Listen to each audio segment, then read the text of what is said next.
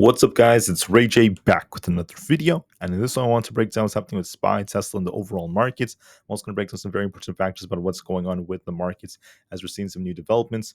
But just note that I am not a financial planner, so take nothing I say as financial advice. And also, if you guys can, please check out the Webull link. If you deposit any amount of money, you're guaranteed 12 free stocks. If you deposit $500, you're guaranteed 20 in total. And deposit $25,000 more, and you're guaranteed 75. The offer ends in just 4 days. Anyways, now let's talk about the market. So we saw this very, very nice bounce that came out because of the port strikes ending and also because of the unemployment numbers looking good. Once again, guys, I'm not saying that the numbers are officially good. I'm just saying that they're being reported that way right now. These numbers could get revised later on, but so far the market's pumping off this data, and we just have to accept it for what it is. So the unemployment numbers looked good, the non-farm payrolls looked very, very, very nice, and the market absolutely loved this. That's why the market saw this nice little pump. Now, for the rest of the day, there's not really much coming out. We just have Williams from the Fed giving a speech, but that's pretty much it. Nothing else is too important, too crazy. There's nothing else that's like affecting the market as much. Now, I just want to mention that for the day, let me just reload this page just so that you guys can see that this is up to date. So far we have a little bit over 300,000 of these calls expiring, and we have over 570,000 plus of these puts expiring. So we have more than that. That gives us a 567 max pain and a 1.87 puts to call ratio. So that's what we're looking at right now. I find it interesting how max pain's at 567, and we happen to be in the 569 area. We happen to retrace closer to it. So market makers could be targeting max pain because of the options chain just for today. They don't always do that, but sometimes they do. So what do I see for the share prices now? What do I see for the market? So let's talk about this. So we got this nice little bounce on SPY. It was very, very nice to witness. I did say that this is going to likely come.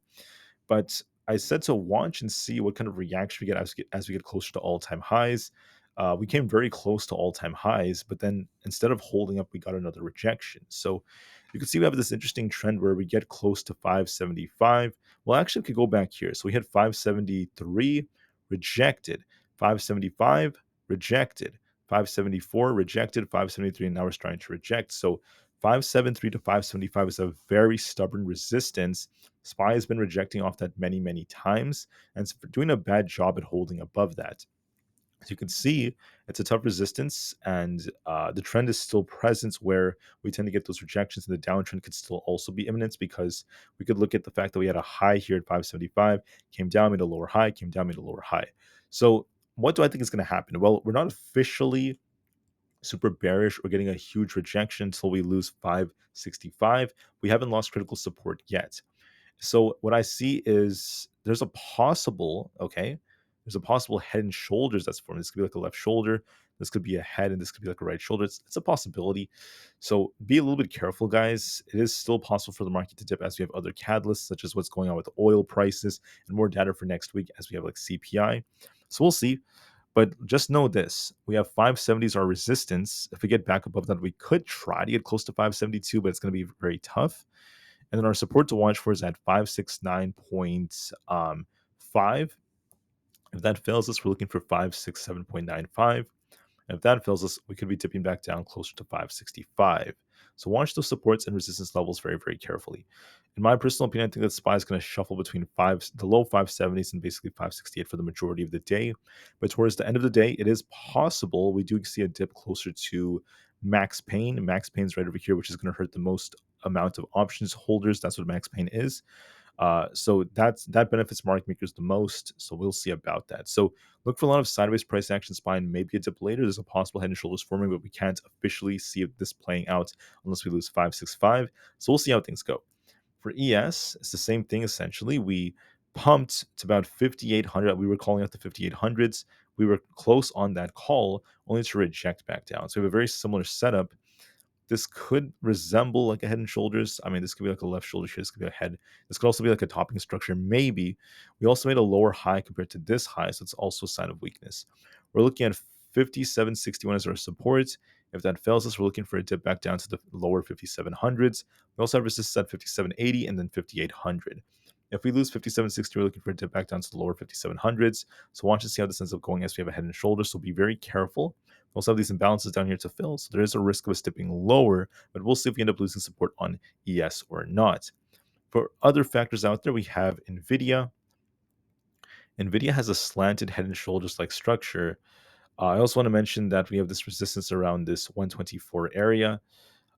If we break through this, we're looking for basically 126. And if this rejects, we could be dipping back down to 121 and also this 119 area. So with the slanted head and shoulders, there is a chance that Nvidia could reject here, but it's not a guarantee unless we first have to do two things. We have to fail to break these highs, and we have to lose, I would say, at least around 117, and then that's when you would turn more bearish on Nvidia.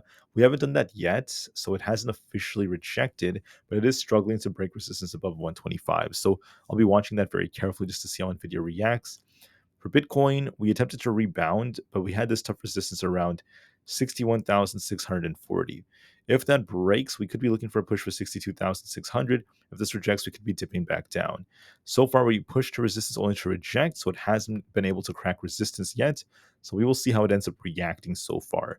For Tesla, Tesla has been trying to rebound. And good news with the unemployment numbers, not to mention it got a good rating from analysts. So, we have the robotaxi event coming out for next week. I think Tesla could see more upside. For now, it might consolidate in this range, okay? But I could see more upside for next week. We have 250 and 252 as resistance. We have support at 250. Well, it depends if we can break or not. And we also have 247 as the main support, followed by 244. I think Tesla will be between 247 and 252 for the majority of the day. And I think we're going to see a lot of sideways price action around 250. We'll see what kind of reaction we get, but I'm not expecting much this week. Maybe next week we'll see more volatility. NQ is trying to push higher. If we lose 20,050, we could be dipping back down towards the lower levels, such as like 19,900. If we continue to push, we're going to be looking for 20,200 plus. As of right now, there's a little bit more upside potential, so I could see NQ trying to push higher, but we'll see what kind of reaction we get, so watch for that very carefully. The QQQ, we're trying to push higher as well. We could attempt to go a little bit higher as well right here. But we're going to be watching to see if we could surpass 490 or not. If we make a lower high here and don't surpass the high, it's possible we do get a rejection. So if 481.8 ends up breaking on the QQQ, we're looking for a rug pull for 475. We haven't lost support yet. We're still holding up nicely. Tech is holding up. But just know we're looking at 486 and 488 as resistance levels. We'll see if we break 488 or not. And if we lose 481.8, I will turn more bearish. Otherwise, we're still kind of range bound on the QQQ. For Aapl, we're kind of dipping right here. We need to try to reclaim 226.69. If we fail to do so, I could be looking for a dip back down to about 222. There's a risk of downside if we can't reclaim around 226.6. So be very mindful of that. For the IWM, we have this support to watch for at 218. We also have resistance around 220. If this rejects, we're looking for a dip back down to 215. And if this breaks, we're going to try to push higher. So I'll be watching to see which way we end up going. But for now, we haven't broken past 220 to turn bullish. We haven't lost 215 to turn bearish. We're just range bound. For 5 more guys, coin is rejecting off 170. If it breaks 170, we're bullish. If not, we're just going to shuffle. In my opinion, there's a possibility it kind of shuffles in this range between 162 and 168, but then we could reject later on to start dipping lower. So watch to see if that ends up being the case. For Amazon, we're looking for basically 186. If it rejects here, we're looking for basically 182.92. If it breaks, we could turn higher, but we'll see if we get this rejection. We will see if the 182s fail us, so be very mindful of that and be patient. Meta is trying to hold up. It's doing a good job at holding up so far. We could be looking for 590 soon, but we will see how it reacts. There could be a little bit more upside potential as long as we hold above 585. For Microsoft, we're dipping right over here. We need to reclaim 420 at the very least to turn back up. If it struggles to do so, it could be dipping closer to about 414 than 409. Finally, Google has a potential structure, so it's holding up nicely, but there is a problem. We had a high here around this 170 area. We came down, we made a lower high, and we'll see if we reject. If 166.78 breaks, we're looking for a dip back down to 165. If we hold this, we could rebound, but there is a risk of us dipping lower. So we'll see if 166.78 holds or not. So be very, very patient. One or two more things. The VIX has dipped down to fill this gap, but we're holding our 20 EMA at 18.76. So if that holds, the VIX could try to rebound here and start pushing to fill this gap above, which could signify that the market has a dip coming. So it's possible, unless we lose 18.76. We're holding support on the VIX. If that bounces, that could be a signal the market's about to see more downside. So there is a risk of more downside later on. We're not ready yet. The market's still holding up and shuffling, so we're going to give this some time. but we will see if the market gets that rejection. So you want to be very careful. There's a possible head and shoulders developing on SPY and others, so we'll give this the time it needs. Anyways, that's it for my video, guys. I want to thank you all so much for listening. So please have a great day. I'll be back in a couple of hours for another update, another intraday update for the day. Until then, thank you so much and peace out.